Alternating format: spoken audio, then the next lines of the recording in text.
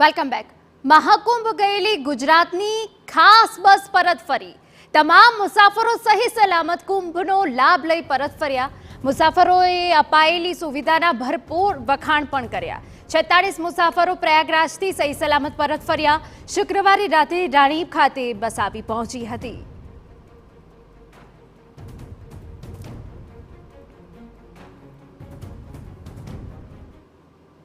एक दिन का ही था, पैकेज में ही एक दिन का था, लेकिन अब बीच में जो कुछ वहाँ पे थोड़ा बहुत असुविधा हुआ था, उसके लिए हम लोगों को पहुँचने में थोड़ा लेट हुआ।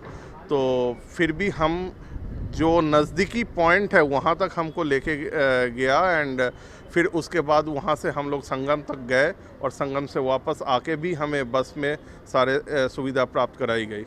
ક્યાંય કોઈને અગવડ નથી પડવા દીધી. મારી તો નાની બેબી બી છે 3 વર્ષની, પણ એવું લાગ્યું જ નથી કે અમે શું કહેવાય આ છે. આના કરતાં પ્રાઇવેટમાં કદાચ ગયા હોય તો આવી સુવિધા અમને ક્યારેય ના મળે. સાથે 2 નાઇટ વચ્ચે હોલ્ટ શિવપુરી એમપીમાં રાખ્યું અને ત્યાં 5 સ્ટાર જેવી હોટલો રાખી અને અમે 46 જણ હતા પેસેન્જર અને એટલી બધી સુંદર વ્યવસ્થા હતી કે અમને રહેવાની મજા આવી ને સવારમાં ફ્રી અનલિમિટેડ નાસ્તો 2 વખત આપ્યો. એટલે એન્ટાયર એરેન્જ એટલે હું મોદી સાહેબથી શરૂ કરીને બધા જ વહીવટકર્તાઓનો હૃદયપૂર્વક આભાર માનું છું. મુખ્યમંત્રીશ્રી તથા હર્ષભાઈ સંઘવી શ્રી તરફથી જે આયોજન કરવામાં આવ્યું, મુસાફરોને ઘણો જ આનંદ આવ્યો આમાં.